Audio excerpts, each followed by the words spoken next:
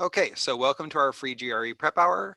My name is Dmitry Farber. I'll be with you this hour, and we're going to talk about the verbal side. Specifically, we're going to talk about text completion.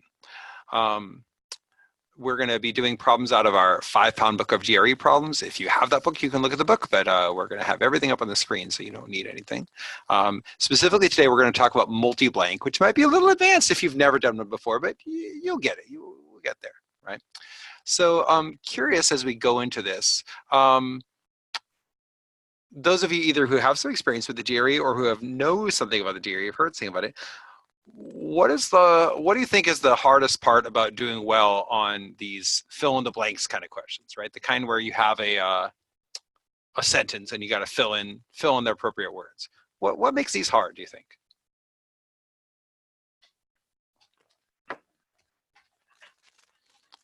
Any thoughts?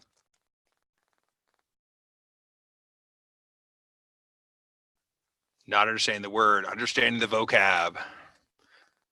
Sure, I'm seeing a lot of not knowing the meanings, not knowing what the twist words are. Interesting. Like, oh, what's that word that says, oh, unfortunately, so I've got to change the meaning. Correlating the thought with the vocab. You have the idea and you're trying to match it. Dense sentences. Multiple blanks, you only understand one. We'll probably have that. We may recreate that problem today. Very similar words, but they're not quite the same. Yeah. And I think if there's one thing that people associate most clearly with studying for the GRE, it seems to be vocabulary flashcards, right? I remember even my wife saying, oh, you're going to teach the GRE. Oh, yeah, my friend was doing that. She had all these flashcards all the time. And a lot of people do that. And there's nothing wrong with vocabulary flashcards. But it's tricky because, of course, you're playing a little bit of a game. You're hoping that some of these words that you're memorizing right now are going to be on the test, right? You already know a lot of English words. If you don't take the GRE because you won't have fun on the math section either, right? So everyone who takes a GRE, not everyone who takes a GRE is a native speaker of English or even a fluent speaker of English, but everyone who takes it hopefully is at least a somewhat comfortable speaker of English. Otherwise, it's going to be pretty hard to do. However, the problem is no matter how good your vocab is, whether it's so-so or whether it's excellent, what are the chances that if you add 200, 300, 600, 1,000 words to your vocabulary, whatever it is, right? 1,000 is getting pretty ambitious. What are the chances that those particular words are going to show up in your GRE? You're playing the odds. And of course, if you're working with a company like ours, we're trying to give you high frequency words that are more likely, but we don't have an agreement with the GRE. They don't promise to use a certain percent of words from our list or anything like that. So it's useful and it's always good to grow your vocabulary. It's nice, but you're taking a chance as far as that goes. Um, how important is vocabulary as an issue? It depends on your vocabulary. It's kind of like money, right?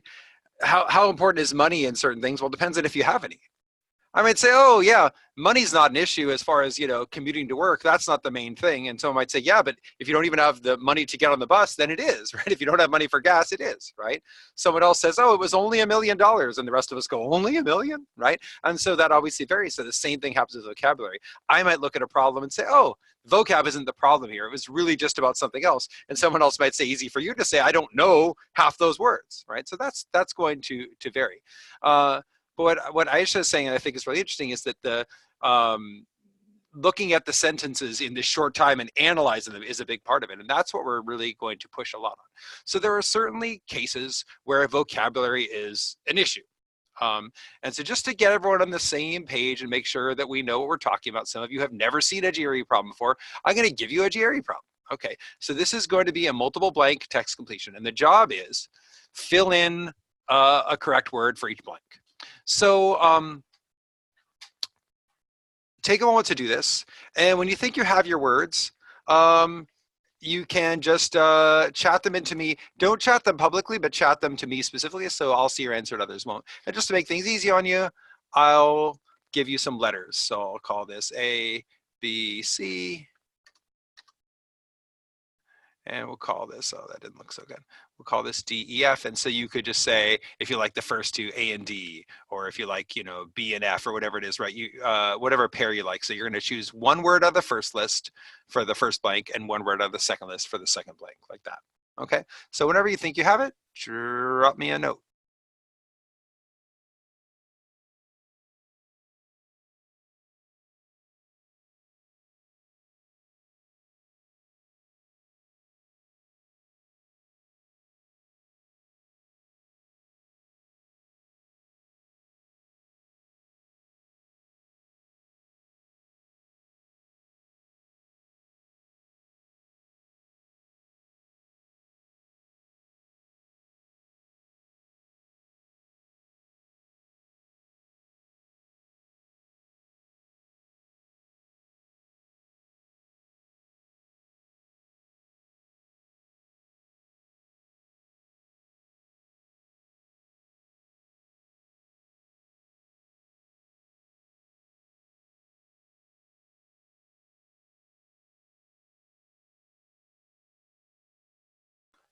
All right, so I'm going to go over this in a moment. So if you don't already have an answer, give us your best guess.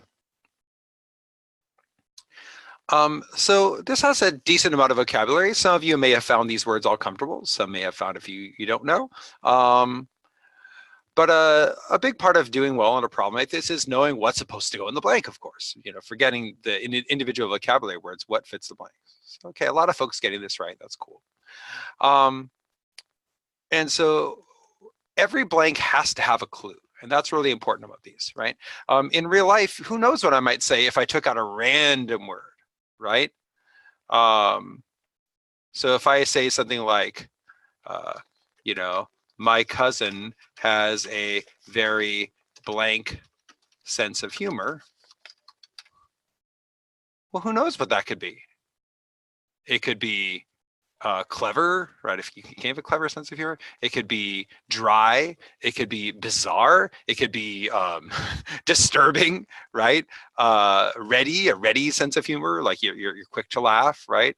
An unusual one, right? So there are all kinds of things that we might have there. And so there's no way to know. The closest we could come on the GRE is to say, well, since there's no clue, I can assume that it's something that just repeats what they said, and I would probably say something like a funny sense of humor, which doesn't really say very much. In real life, it would be a weird thing to say. How can you have a funny sense of humor? But the point is that we don't have any clues.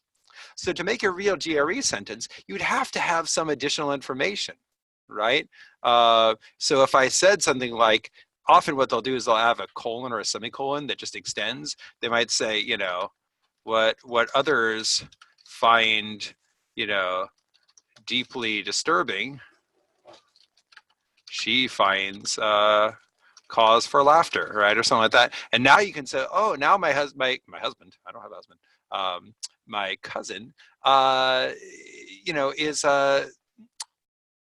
saying something gross or disturbing or unfortunate, right? So we need something like, it could be like macabre, which means sort of morbid or twisted, right? Unusual at the very least, right? I could just repeat the word disturbing, something like that. So we're looking for clues. And if we don't have clues, then we can't answer. And what we'll see today is the clues can really vary. Sometimes the clue is right next to the blank. Sometimes the clue is in a contrast.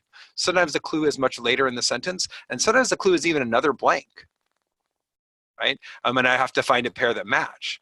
So if I say something like, my cousin has a very blank sense of humor, and then I say, what others find blank, she finds cause for laughter. Now I need to match these blanks. I'd have to say, I don't know what goes in that blank, but whatever I choose has to match what goes in the second blank. So it could be scary, it could be gross, it could be boring, right? Whatever it is, but it has to be something that makes those go together, that what her sense of humor is going to derive from the contrast to what others think about it. Okay. So going back to this one, what clues are there about what should go in the blanks in this academic question?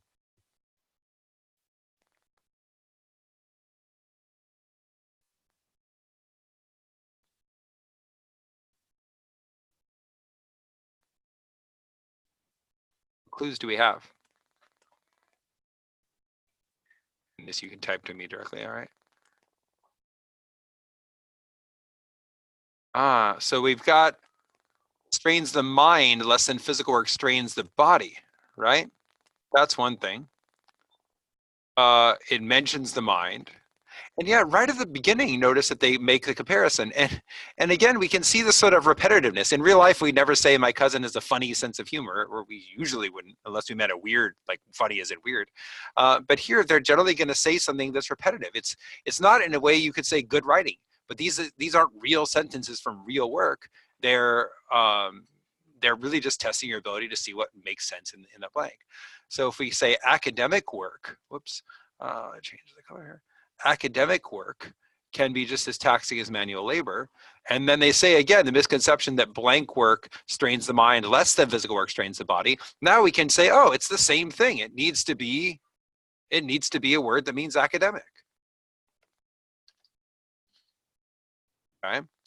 And all they, the part about scientific investigation as well as my anecdotal evidence, I don't need. I can just be like, Has been proven wrong. Okay, great. Blah, blah, blah, blah, blah, blah, blah. Right? They're simply saying it's not true. Now, if they said it's been proven right, that would be a problem because we'd say, well, what's supposed to be less than physical work? I don't know, because they said academic work can be just as taxing. So it kind of has to say has been proven wrong. So basically, as soon as I get to blank work strains the mind, I already know the blank. I already know because it has to match what they already said. It has to go along with what they already said. And now we say, what kind of musings will a mathematician have compared to the physical labor of a carpenter? Well, they could have all sorts of musings. They could have controversial musings. They could have funny musings. They could have, drug-induced musings, right? All sorts of things, but none of those are clues. So we just have to go with what we already know, which is that it's, again, academic. So I can be very lazy and just say the word again. It's not the actual answer, but I can do this. I can reuse what they've said. And I won't expect that to be the answer, but I'll expect that to be my clue for what I'm looking for. So now looking at the answer choices, I saw a few different answers for the first blank, and partly this is going to depend on your comfort with the words. Are there any words that you were not comfortable with? Did anyone see a word where they're like, I don't know what that is? Quotidian. Yeah, that's one a lot of folks don't know. Actuarial, right? So what we have to do is we can't cross those words out at all. Right? We can't cross those words out. And I bet a lot of folks, felt the worst about those two particular words. Those are the less common words, right? But what we can do is just say, all right, well, let me see. If I don't need this word, then who cares what it says, right? And if it's the only one left, then that's it, right? It's like if I don't know, let's say I'm supposed to meet you at a coffee shop and I've never seen you before. Well, if someone comes up to me and says, hey, Dmitry, I'm so-and-so, right? Then that's probably you, and I'm not going to look around and see if it's someone else, right? And if I show to the coffee shop and no one else is there, then that's probably you, assuming you texted me and saying you're there or something like that, right? And so we can kind of do the same thing here of, well, if there's nothing else left, I can pick it. But if there is something else left and I like it, then I'm not going to pick it. This may sound very obvious, but my point is I don't want to get thrown by vocabulary I don't know if I don't need to. And in fact, neither of these is the answer. As long as I'm comfortable with the words I do know, who cares what these mean? And I'd like to think I have a pretty good vocabulary. I was an English major and, I'm good at the GRE. But when I took the real GRE last time, there were, I think, about 2 words I didn't know. But thankfully, they weren't the answers. And I knew they weren't the answers because I knew what the answers were. So don't get over intimidated by the words that you don't know. We'll come back to what those words mean, but you'll want to look those up usually or make flashcards of them. So we can say, hey, cerebral means of the mind, of the brain. Careful if you chose intense. It's absolutely true that intense work would be straining, but there's no clue for intensity, right? Other than there's a strain. We want something that matches this comparison. The work you do with the mind, the work you do with the body. Whereas intense work could include physical work, right? Physical work can be intense. It doesn't make a contrast. Extraordinary may well be true. A mathematician may have extraordinary musings, but it doesn't match, again, the idea of using the mind. And so we want A and F. Okay. So you can look up these and get exact definitions and put them on flashcards. Actuarial has to do with dealing with probabilities of what's going to happen in different cases. You'll see actuarial tables that insurance agents use to see, how long does someone expect to live at this age, of this gender, and blah blah blah blah. Doesn't really fit our specific. It's very narrow. Not everyone who's doing academic work is doing actuarial work. And quotidian is like, everyday, ordinary, work a day kind of thing, and that's not really what we want at all. So Nia's asking, what do you do if you eliminate answers that you know are wrong and are left with 2 options comprised of words that you don't know? Happily pick them. That's what I'm getting at, right? And I do have to be careful, right? To use my coffee shop analogy, and I have to be very careful, right? If I'm supposed to meet Nia at a coffee shop and she's the only customer there, I shouldn't immediately go, hey Nia, so tell me about this, right? Because maybe she's not there yet, or maybe I missed that she's, somewhere else, or she went to the bathroom or something like that. But it's the idea, if that's really all that's left, it's the answer. And the more confident you are that the others are wrong, the more you can say, hey, I don't care that I don't know this word. And that's the beautiful thing. That's one of the nice things about a multiple choice exam. right? Just like you do in math. If you know that the hypotenuse of the triangle has to be bigger than the legs, and only one of the answers is bigger than one of the legs, then that's the answer, regardless of whether you're able to calculate y. And so don't be afraid to do that. And sometimes you'll look back and say you were wrong. What I'd say is a more troublesome situation, this happens a lot to my students, is you're down to 2 words, one of which you know but you feel funny about picking, and the other that you don't know. And so you don't like to pick because you don't know it. And in those cases, in the end, it's hard to give advice. In the end, you want to pick the one that's right, and it's hard to know which one that is. But you have to kind of play the odds. If it's a word that you have a high confidence doesn't fit, then don't pick it. Pick the other one. But if it's a word that seems reasonable, it just isn't quite what you wanted, and you have no idea what the other one means, but you can imagine this word fitting, then pick it. So it's like anything. Should you go to a restaurant you know or a restaurant you don't know? Well, depends on what you think of that restaurant. If it's not your favorite, but at least it's passable, maybe you'll go there because at least you know you can eat something there.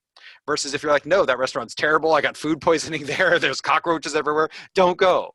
And so it's a tricky judgment call. What you have to be careful of is that you're not overfitting words that are too familiar.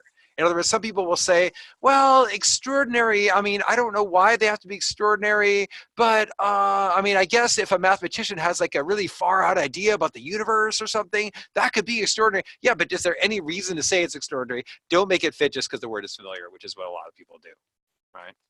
So I would say, have the courage to pick those unfamiliar words. But here, unless you didn't know cerebral, you didn't need the unfamiliar words. We were able to get by without it. So in some ways, this is a very typical text completion. They don't all have 2 blanks. Some of them have 3, and some of them have 1. We're only going to do 2 and 3 today, just to keep things interesting. On the other part of the vocab fill-in is sentence equivalence questions, and these are the ones where you have to fit 2 words into 1 blank. We're not going to do those today, but it's fairly common that a GRE vocab question will have just 1 blank. But in other ways, this is quite typical in that we are looking for nearby clues of what exactly fits in. And that vocab is an issue, but not always as big as an issue as we make it out to be. And so if you were totally thrown by this vocab, then, fair point. But notice that you didn't need to know the 2 hardest words to get this right. And that's very important. Okay. So let's try another one, but what I want to do is I want to talk about your prediction process, and that's what we're going to focus on for most of the rest of the hour, is making sure we're getting good at prediction, because although vocab is improvable, it is hard to improve, and it's certainly very hard to improve in a workshop. I'm not going to sit here and read the dictionary to you. So you're going to want to do this more on your own. What I can help you with, and what any teacher should hopefully be able to help you with, is getting good at the reading and predicting side of things, and that's where most of the work is. I've had entire classes strike out on a question when they all knew the words. Right? So that tells you it's not just about vocabulary, where every single person in the class understood every single word in the sentence and in the answers. And the words weren't very crazy. It's not like people were just putting up a front, and yet they get it wrong because of the way they analyze a sentence. Someone's asking, is it better to study root words? No, basically not. If you've already taken Greek or Latin or something like that, or if you know some languages from which English draws a lot, some of the Romance languages, French, Spanish, that can be useful, but it's tricky because the appearances can be deceiving. A really easy way to see that is just looking at common words. Think about the difference between these combinations of words that you know.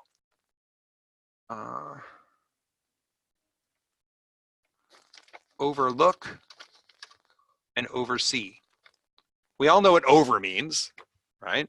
And we all know what look and see mean, I sure hope, right? But these actually mean very different things in different contexts, and in some ways they're opposites, right? If I overlook a detail, if I overlook a fact, that means I missed it.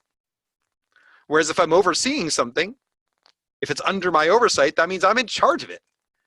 Those could go together. I could be in charge of something and not notice it at the same time, I suppose. But they're very, very different words, even though the meanings of the pieces are the same. And then they can flip too, right? My house can overlook the ocean, which means I do get to see the ocean from there. Or something can be an oversight on my part, which means I missed it. So the point is that even though we know exactly what over and look and see mean, it's very hard to get what these mean if you don't already know it, right? Or think about words like invaluable. A lot of people think that means not valuable, or priceless, right? Those are related words, actually. They both have the idea of you can't put a price on it, you can't put a value on it because it's so important. So if I say, my mother has been an invaluable help to me in my life, I'm not saying I don't value my mother. On the contrary, I'm saying I couldn't put a price on it, right? She's worth more than any amount of money, right? Or it doesn't make sense to put a money value on my mom, right? So we can't really use root words to understand these. All we can do with root words is remember the things. Like if I understand the pieces, they can help me to remember. But I don't generally recommend that you make a big study of root words if you haven't already done so. As far as number of words, there's no upper limit. As many as you can cram in. I don't know how long you're studying for. People in our course, we're usually pushing them to push about 50 new words a week. So it's about 7 new words a day. Now, obviously, you don't just look at a word and memorize it. So you're introducing them, you're getting a feel for them for a while, and then you're coming back to them. All right, let's try another problem. Okay. So what I want to think about on this next one is, can we predict an answer? Can we know what should go in these 2 blanks? So take a moment to think about what your predictions would be, and then we'll talk.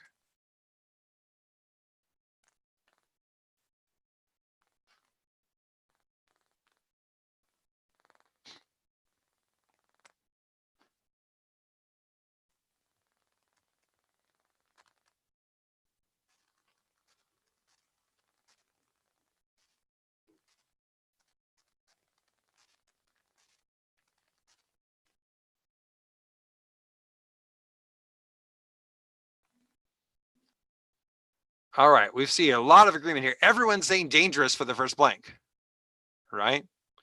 Now, a few of you are jumping on another idea of, is it real, right? That's tricky. Partly it's a matter of what you think about if the phrase Tasmanian devil is familiar, right? Tasmanian devil is an actual. It's not really a devil. It's actually just a small mammal. And so if that's not familiar to you, you might be like, a devil? What is this? Do you believe in devils? But notice that, let's say it was a devil. Let's say it was, Satan, or, something like that. We'd also say, do we know anything about whether it exists or not? Well, what do I see? Now, I see where you guys are getting at, though. So if I had something like, imagine we were questioning whether this thing even existed, right? What if I said, Bigfoot is not considered blank, since only a few of its confrontations with humans have been documented? But notice that this would be strange, because if there have been a few documented instances of confrontations with this animal, wouldn't that imply that it could be real? Because there had been documented cases, right? I would need to say none of its confrontations have been documented, or the few confrontations that have been documented turn out to be phony or something like that. So I don't think there's enough here to talk about whether it's verified or documented or real. I don't think we can go with that. And sometimes we'll have that. And sometimes I will just run in a totally different direction than I was expecting the answer choices, or than the answer choices end up going. And what we'll find is, if we go to the answer choices, this just won't pan out.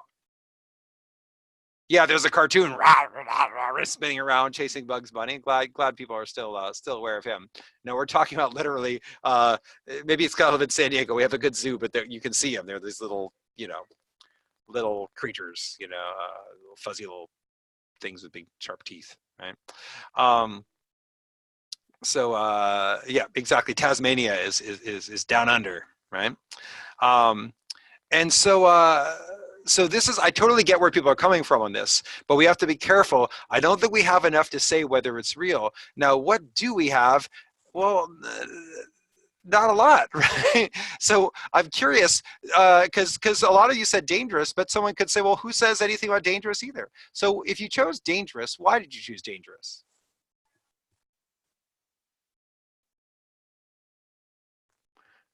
A whole lot of you said dangerous, deadly, something like that, harmful. Why?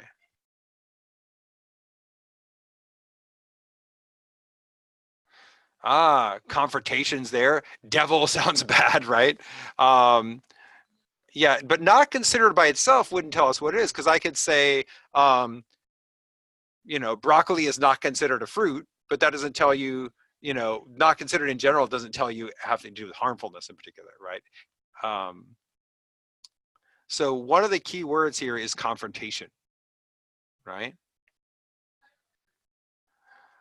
The other thing is that the blanks have to match each other. And one thing that I think you guys all did correctly, whether you said real and documented, or whether you said harmful and bad or anything like that, is that these blanks have to match. And so one thing that's really common on a multi-blank is we have to think about the relationships between the blanks, right? So even if we don't know what goes in the blanks, right? Even if we're not sure what goes in, we know the blanks have to match.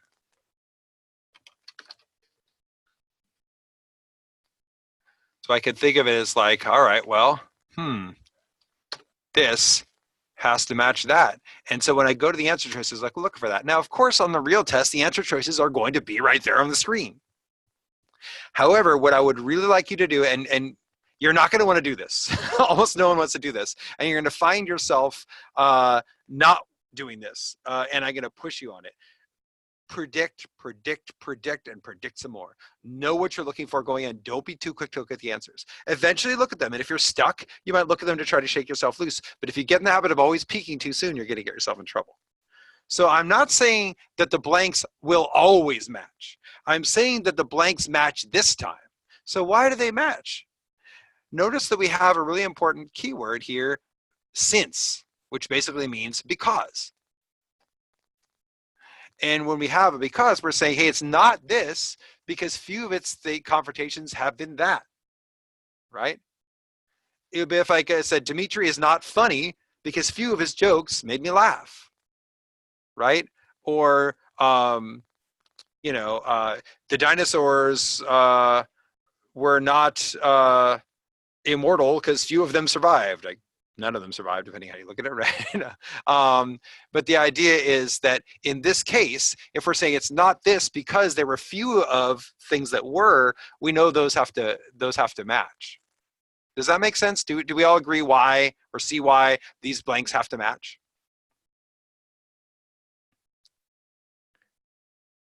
So if we're not sure what goes in the blanks, we can then just jump in and say, okay, can I find two words that match? So see if you can find something that makes sense.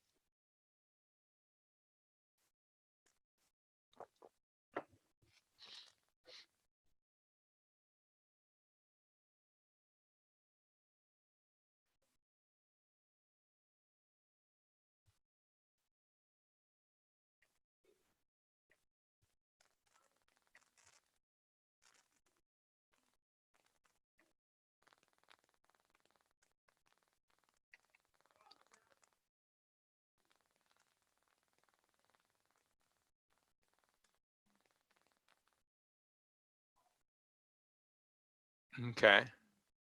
Yeah, seeing a fair amount of agreement. We got to watch some of these. So looking at the first one, adverse is really interesting because adverse is definitely bad. But it's weird to call it animal adverse. Usually called like side effects adverse. Something that happened is adverse, not a, you don't usually think of an animal as adverse. Quixotic is a weird word. Quixotic means quirky or odd, and that doesn't contrast with anything that we had. So I would need something like that might match with unpredictable, but it's confrontations with humans being quixotic, being bizarre. We just don't have very much information to do that with, right? So I think we can get rid of those, even though they're kind of a match. Premature doesn't match anything else. Premature has to do with being early, but we don't have anything like that. Now, unprovoked is tricky because it doesn't mean the same thing as bad. But it matches in a sense because it's something that is bad if we're dealing with an animal, right? It's confronting. If it's confronting people unprovoked, that sounds very devilish. It means it's coming in and trying to kill us, trying to eat our leg for no reason. I think it's a little small to kill us, but they're actually kind of cute. But it's that idea of, hey, the Tasmanian devil is not really a problem because it's not really attacking you unprovoked, right? It's like my bunnies, right? We have a couple of rabbits in their room, and you know, they'll bite you, but they're not going to run up and attack you, right? They're not a menace, right? If you're messing with them, they might bite you, but they're not gonna hunt you down, right? And so we want this pair that although it doesn't match exactly in meaning, works together very well in the sentence, right? Now, would these be considered synonyms for, say, a sentence equivalence where you need two words that fit in the same blank the same way? No, they don't mean the same thing. They don't work the same way. But when we put them together in the sentence, we can say, oh yeah, it's not a menacing thing. It's not a problem because it doesn't tend to attack people unprovoked. Okay. All right. So that's kind of what we want, right? I can see someone going for unpredictable here, although we have to be careful. Unpredictable, we don't know enough to say whether, you know, their other behavior is predictable, right? Whereas if we know they're not attacking much, then that does sound like they're not menacing. Okay. And by the way, some of you are using the polling feature or the question and answer feature, put in your answers. That works actually really well. So if you want to do that, you can. Okay, other questions on this one? Quixotic. So quixotic comes from the book Don Quixote, and the idea is someone very weird, idiosyncratic is another word. Someone who does their own odd thing. So we don't tend to use it much. We well, idealistic is a little different. So Don Quixote definitely has some idealistic connotations, but quixotic is usually odder than that, I should say. Right. So I wouldn't say that, Bernie Sanders is quixotic because he wants to give everyone free health care or something like that. You might find that if you find it weird, that's fine. But if you're saying he's idealistic, like, oh, he's pushing for something, that's an ideal, that wouldn't qualify as quixotic.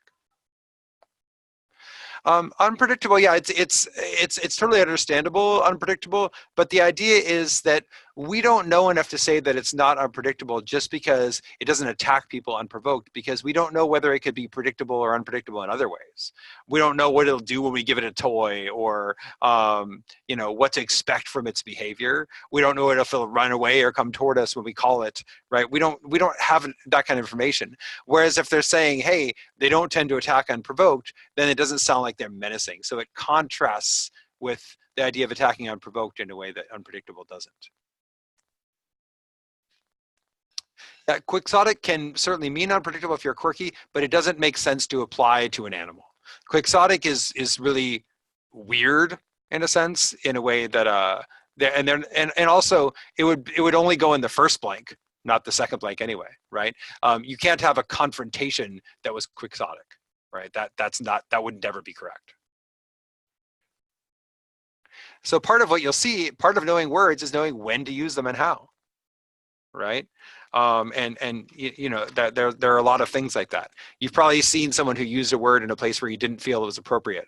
Whether someone's using very casual language in a business context, or whether someone's using language that you'd use with a close friend, with someone that's not close. Uh, I wouldn't go around calling my coworkers honey or something like that, right? But it's a term of endearment. No, you don't call your coworkers honey. That's not a thing, right? So it's part of knowing a word is knowing when it's appropriate to use and when it's not, and that's hard. And that's why it can help to add to your flashcards context notes. What are some sentences I've seen this in? How would I use it? When would I not use it? What kind of people or things does it apply to? Okay. Let's do a few more. And the same thing, I want to try to work on prediction first. I'm going to do a couple more 2 blank, and eventually we're going to work on some 3 blank, but let's try prediction on a couple more 2 blank. So I'm going to give you 2 at a time. Think about your prediction words, type those into me, and then we'll talk in a minute.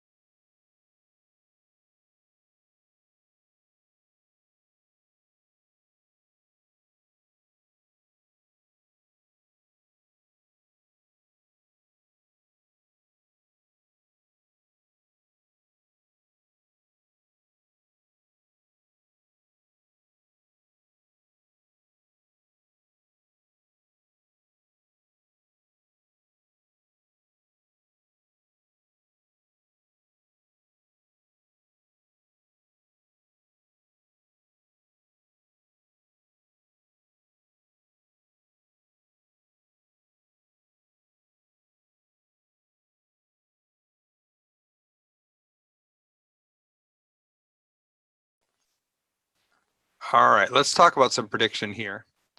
Um, so notice that right next to the blank, we have the word novice, and that's not a coincidence, right? And so this is a nice one. They're being a little nice to us because it's a blank novice. It's probably gonna be something that connects to the word novice.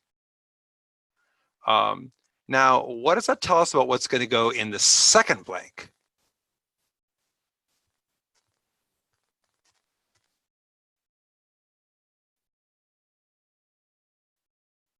It's going to be the opposite. How do we know it's the opposite?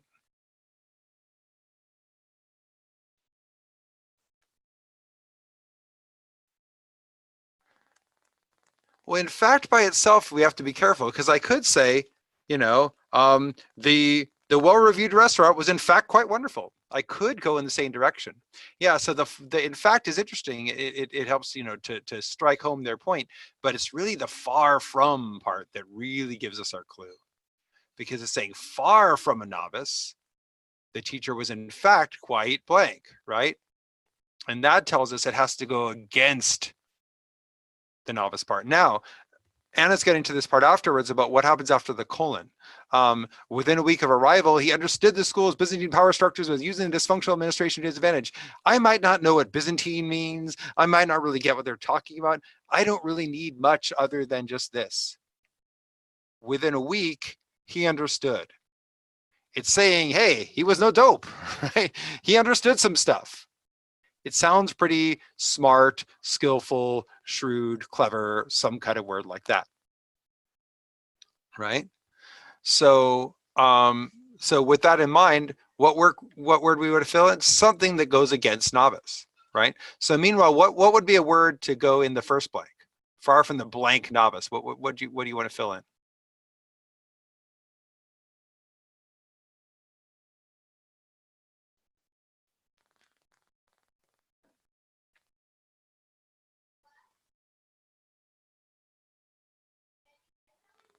Careful, we don't want a word that brings in some new idea like mischievous or something like that. That would imply a new idea, like are they causing trouble, right?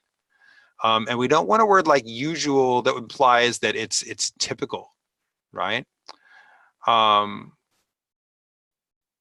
and we don't know whether they're we won't want something like fake, because that would far from a fake novice would mean that they really are a novice or something. So it's had to be tricky with that.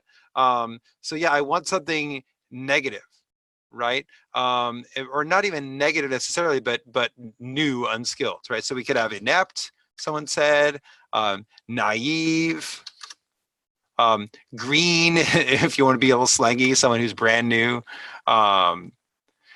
Beginner is a noun, but it's something in that idea, a beginning, right? Something like that. Okay. Unskilled, something that implies that they don't know much or can't do much. And then we want something that in the second blank that says the opposite, right? Skilled, experienced, wise, right? Something along those lines. Okay.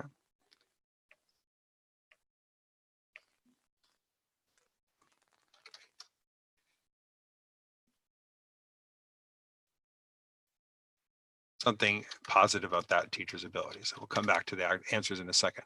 Now, what about the second one? The second one has that keyword since again. Hey, since there are significant blanks, the meta-analysis is anything but blank. Huh. That's kind of tricky. Because if we don't know what's in one blank, it might be hard to know what the other is, right? So what clue do we have about what's supposed to go in either of those blanks? Flawed, right? And so if it's flawed, and they're not saying, we have to be careful if they said it, far from a flawed methodology, it was actually perfect or something like that. But here it just says in the flawed methodology, so there were flaws, right? So we can repeat that by just basically saying there are significant flaws. Now, in real life, this would sound really dumb to say. Why would you say there are flaws in the flawed methodology? right? Um, it would be like saying there are raisins in my raisin bread. Well, there ought to be, right? But it works, right? There have to be flaws, inaccuracies, holes, right? Notice we don't want loopholes. A loophole is something you can get through or get around. That's more like getting out of a contract or something like that. Inaccuracies, errors, yes.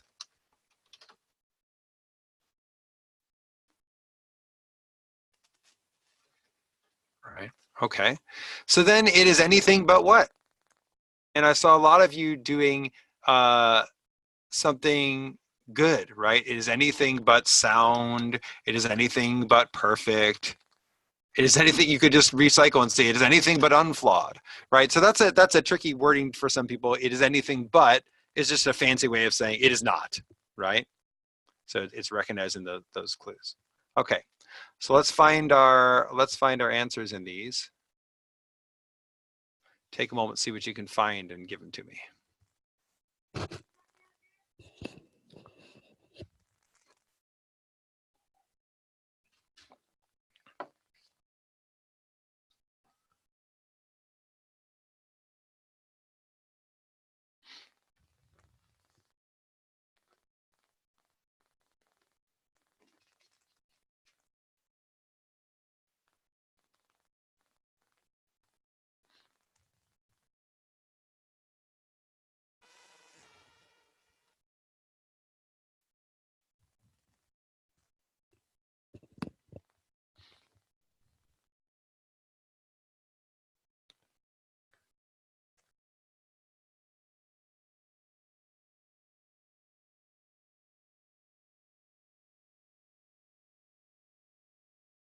All right, cool. So looking at the first one, some of these words are hard. Um, but we can use the ones that we are more familiar with to narrow the options down. Sometimes it'll be something where you might say, I'm not sure if I know what capricious is. I'm not sure if I know what guileless is, but I do know what cunning means. So I might cross that out right away and say, wait, no, cunning is the opposite of what I want. What about, is there any word that in the second row that's clearly not what I want for skilled, experienced, wise, clever? What's like the worst answer?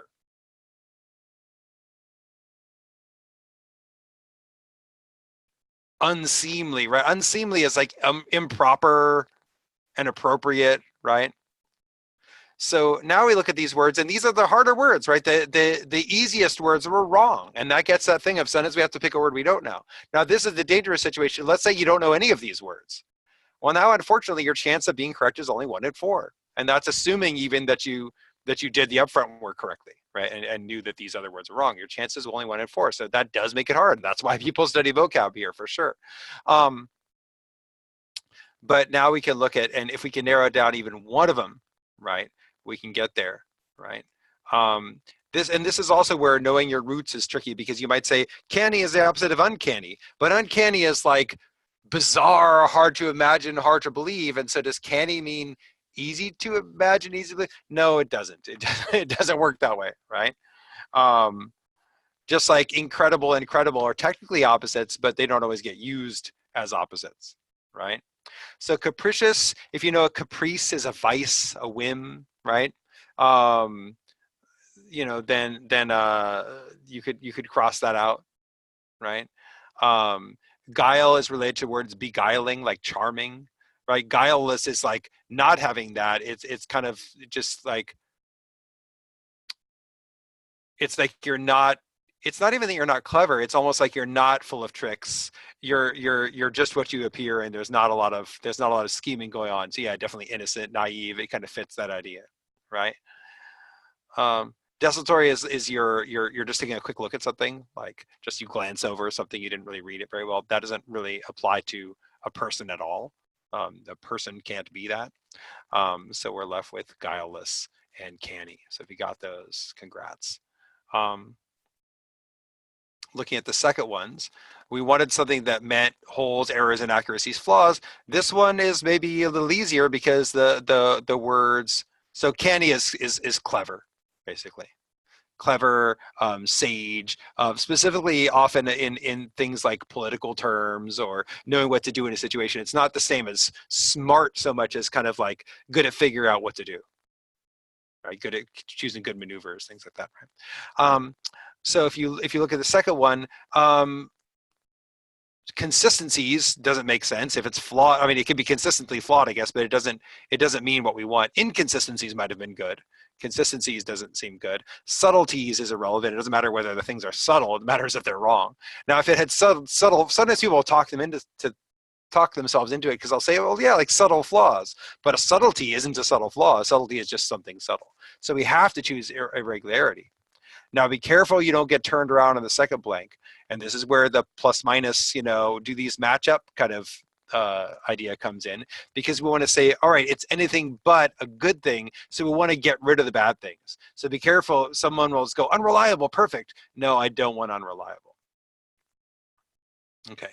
And then it looks like a lot of people are choosing credible, which means believable. And again, it's not really the opposite of incredible in our sense. It is initially, right? Because incredible comes from the idea of you can't even believe it, right? And that gets down to other words like credulous, credibility, right? Credible means that you can or should believe it, but often meaning as in trusted as a source, right? Am I a credible witness in this case? Do you find my account credible? Are you likely to believe it, right? Whereas intelligible, certainly if something's very flawed, it might be unintelligible. Whoops, I started to box that. But we don't know enough to say that we can't read the report or that it doesn't make any sense. We want wrong or bad, not necessarily impossible to make out. That would be a bad criticism for sure, but we don't have support for it. So what we have to do is we want to make sure we're very close to home. How do we know this, right? And again, that gets back to finding clues. I need some support for that somewhere in the sentence. Okay, questions on these before we do any new ones?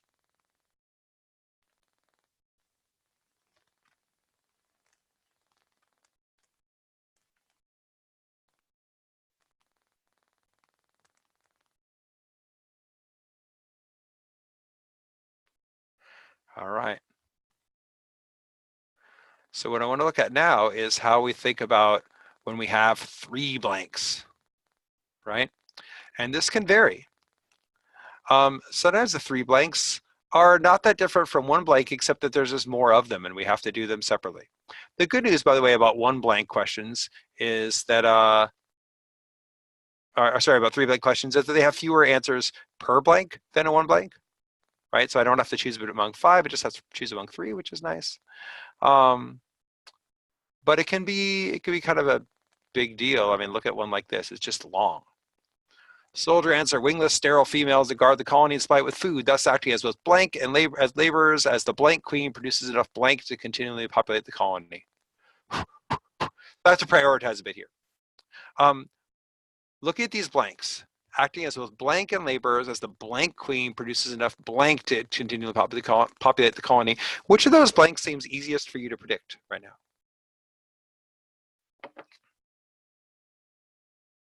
You might be thinking, none of them.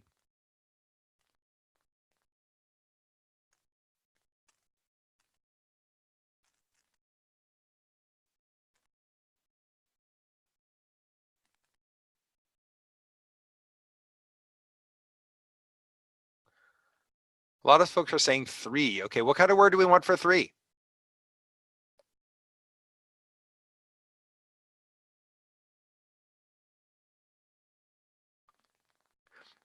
Look at what kind of blank we have. The queen produces enough blank, so she's making whatever this is. It can't be a verb, it has to be a noun. I'm seeing offspring, food, eggs, all right? So what would she make that would populate the colony?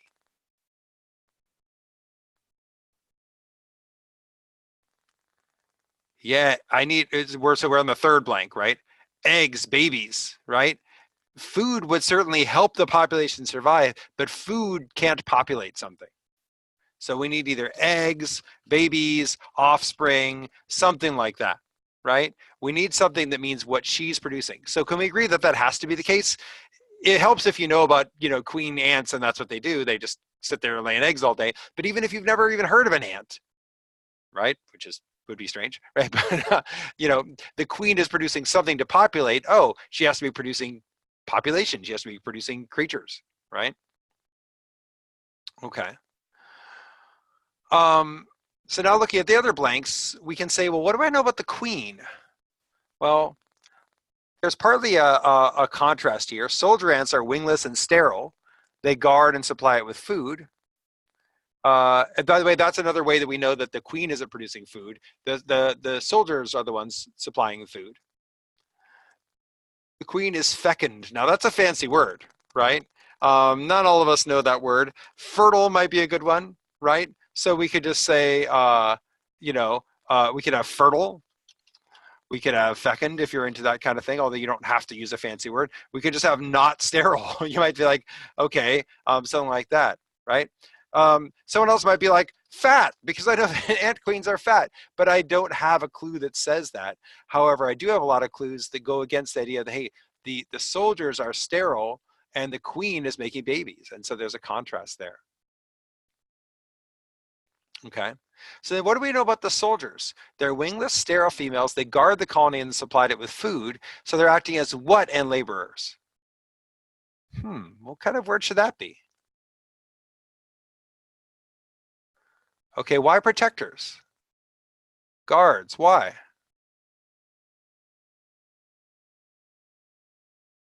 Sentries, guardians, right? Notice that the blanks are in order, and they tend to sorry, the terms are in order, and it tends to copy that order, and that's how repetitive these are, right? So if I say that, I don't know, my daughter is smart and silly, and I say it in that order, then I don't have to then follow up with other things. That's even if I follow up and repeat myself, I could flip it around. I could say she's funny and brilliant, right? I don't have to repeat, but on the GRE they typically will. So if they say smart and silly, then they're gonna want something that matches that in that order. Or if I was contrasting, unlike my daughter who's smart and silly, my cousin is whatever, dumb and serious or something like that, right? I'll usually match that order. And so we've got guard and supply. And so we have that's actually as blank and labor. So the laborers must be the food supply. And so we would guess, it'd be wrong, but it's usually how it is, that this is going to match guard. Okay. Okay, so we want something that says guards. And again, I'm just repeating the vocabulary. So I don't need fancy vocab. If you know the fancy vocab, great. But you're not going to get any points for what you predicted. You're only going to get points for the word you pick. So if you know the fancier words, then you pick them when you see them. And if you don't, then it's not going to help you to try to think of something far out there. So let's see what we've got.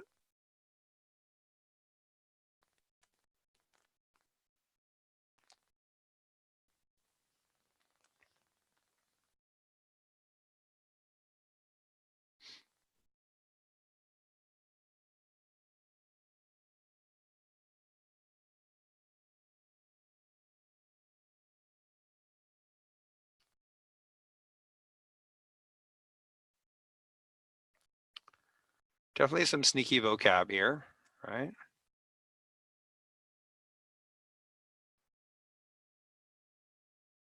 So are we getting tricked by a common language? And these are really tricky, because if you miss one, you miss the whole thing. And that's one of the annoying things about the GRE. So your chances of getting this right randomly, if you're just guessing, would be only 1 out of 9. You got 3 chances, 3 possibilities of each. 3 times 3 times 3 is, did I say 1 in 9?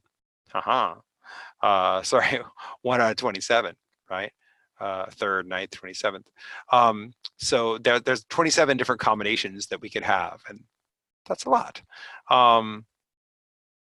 So the danger is that if we're not sure, we don't want to get too stuck on these. And some people spend a lot of time on these, and they're only worth a point. And that's important to know too about the GRE, that a question is a question, whether it's really hard or really easy. It's worth the same amount of points of value within the section.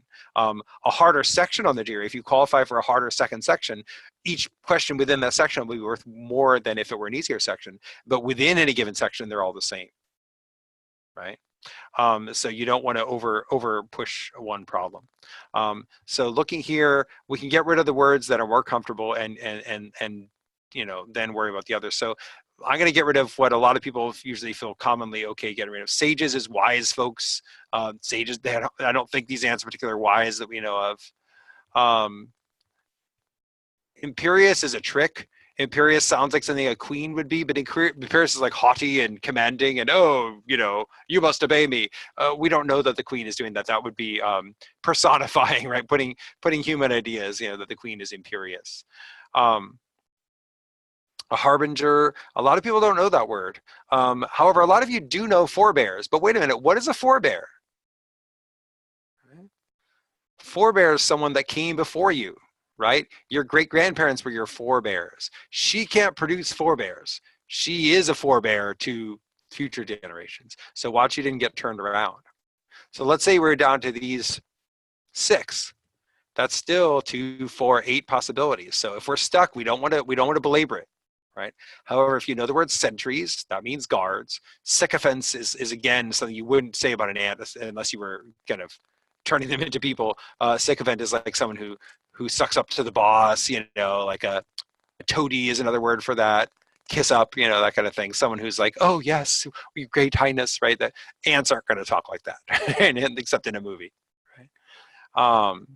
Efficacious means effective, but it doesn't mean effective in any particular way, so it's too vague. Fecund, as we had someone predict, is what we want here. It's a fancy way of saying fertile. And then progeny is what you produce. Harbingers are warnings, signs that something is going to happen.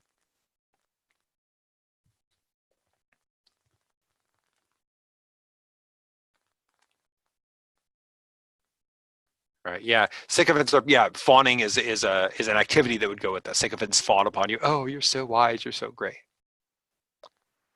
Okay.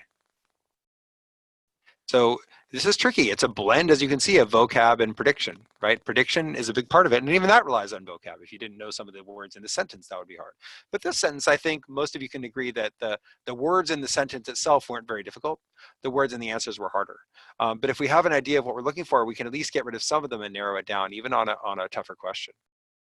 So harbingers, again, harbingers is it's a warning, a sign. A harbinger of things to come will often be something like an omen or a sign of what's going to happen. Okay, so a queen can't produce one. All right. Progeny is offspring. It's what you it's your kids or even your kids' kids. It's the ones who come from you. Okay. Your descendants. Cool. How do we feel? We want to try a bonus question real quick?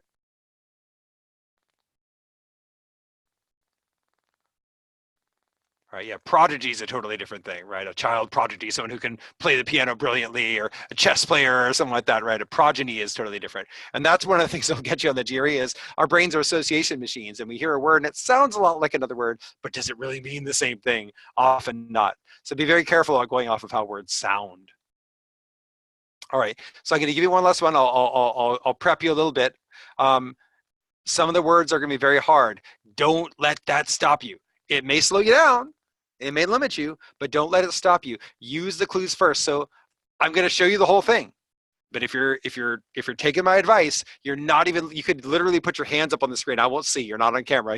Put your hands up and actually cover the part of the screen that shows the answers until you've thought about what goes in each blank. Use the vocab around the blank, but also use the overall sense of how these pieces relate to each other to predict before you go in there.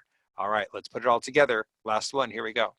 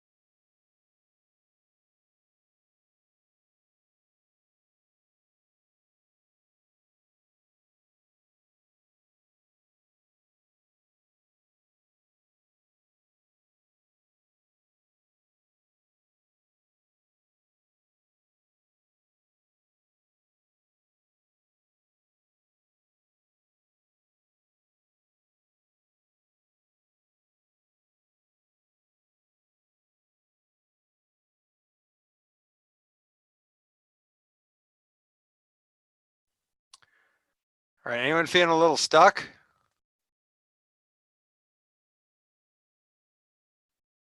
It's kind of hard, huh? So let's work on the prediction now. Partly, obviously, you're not going to feel great about this problem if you got it wrong or get it wrong, and you're not going to feel great about this problem if you don't know any of the words. And although I always tell people to cover up the words, you could glance at the words just for a second to see if you know them, right?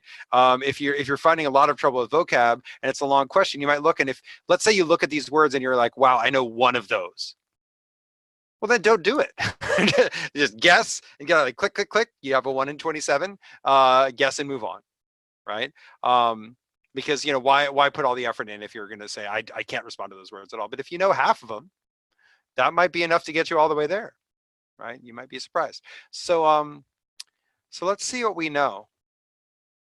One really nice thing we can do is just do a positive negative.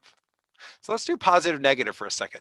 It was a fact that the region was both quiet and rural, but with the typically impoverished residents considered blank refuge.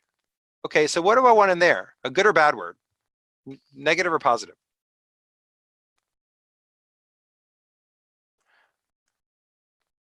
I'm seeing a mix of units. How do we know if it's good or bad? What clues do we have?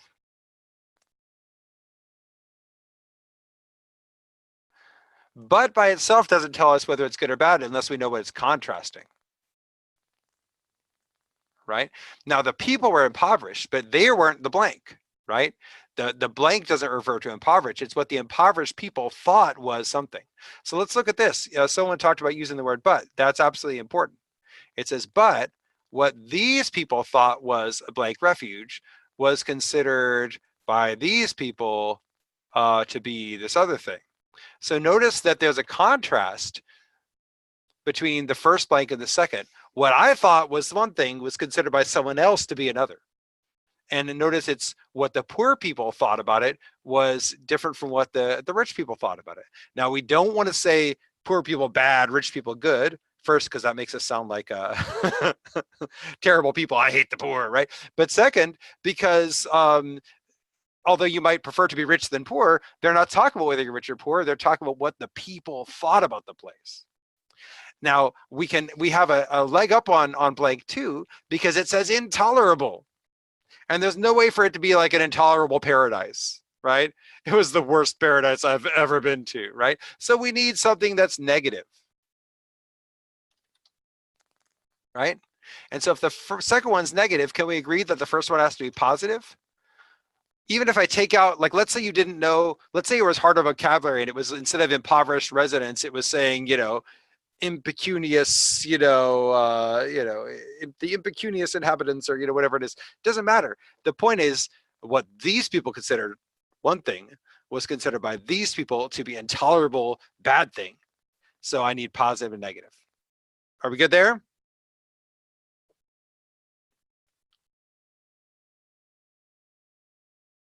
So then what about the third one? And its residents' lifestyles unpleasantly blank.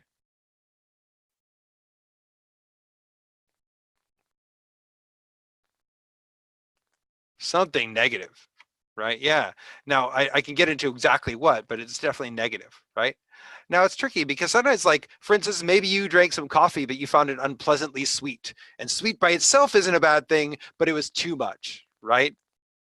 Or, maybe you find me unpleasantly cheerful, right? Oh, he's just too cheerful. It drives me crazy, right? But here, there's no indicators of any of that. They don't have that other thing, right? So if I said he found the coffee unpleasantly blank, what would have been great in moderation was terrible in excess. Then you go, ooh, it's something that he'd like in moderation. Although even there, that's not enough of a clue. They'd have to say something like, although he enjoyed sugar, he found the coffee unpleasantly blank. What do you? And then you say, oh, now I see it. He likes sugar. He enjoys it in moderation. He doesn't like it in excess. Ooh, it was too sweet. Yes, I got this. Right here, we don't have anything like that. So all we know is it's positive, negative, negative. So looking through, we might get rid of some of the words, like, for instance, utopia. If you know what a utopia is, it's not a bad place. It's a perfect place. Hinterland versus asylum we'll come back to because that's an interesting one. What can I definitely get rid of in blank 3?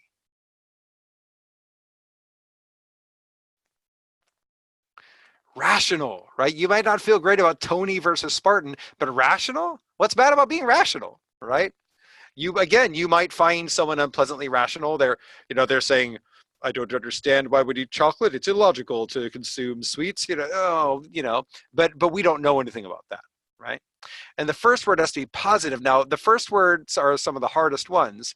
But is there a word in there that a lot of us know is definitely bad? What's the worst word in the first blank? Squalid, squalid. It sounds bad, right? Maybe it's just because I know what it means. Squalid is like you imagine some crummy apartment with fleas and bed bugs, and it's dirt smeared on the walls, right? It's gross. Yeah. So again, we're down to 222, and unfortunately, that still gives us a 1 out of 8 chance. Better than nothing. Uh, but hey, it is more than 3 times as good a chance as we had before, but still maybe not what we want to be playing with. So we got to look at our other possibilities, and here's where the vocab really kicks in. Now, the middle term is one where a lot of people get tricked. How many of you, when you hear the word asylum, you think of an insane asylum, right? The asylum for the mentally ill, right? That idea. And so we might think of an asylum as a bad place. But the idea is supposed to be it's a comfort, right? Ideally, if we send someone to an asylum, it's not because we want to kill them or something, but or even to punish them, we want to get them the help that they need. In theory, it might not be well tended, right? If we're watching horror movies, of course, it's going to be really horrifying, right? But the asylum is actually a nice place. Think about all the controversy right now about people seeking political asylum. The point is supposed to be, hey, they were being treated badly in their home country. They're coming to us for help, right? And the idea is, hey, please help me. Or you can go to a church and request asylum, hide me, right? So asylum is a positive thing, not a negative thing. Right? Even if you might not want to be put in an asylum, and you might not want to be forced to seek asylum in the first place, you might not want to be ejected from your home country, right? But asylum is supposed to be a positive thing, even if it's not always done well or done correctly or done kindly, right? That's the idea of it. So we might not know what a hinterland is. It might sound like winterland. Is it cold? No. Hinterland is just someplace way out there in the middle of nowhere kind of feeling. Right? The sticks, as they say. So we can choose that. Now, Tony, most people are like, Tony is a guy. It's a award you get for theater. That's all. That's what I know about Tony, right? So you might not be comfortable picking that. But Spartan, what do we know about Spartan? Anything other than the guys waving spears?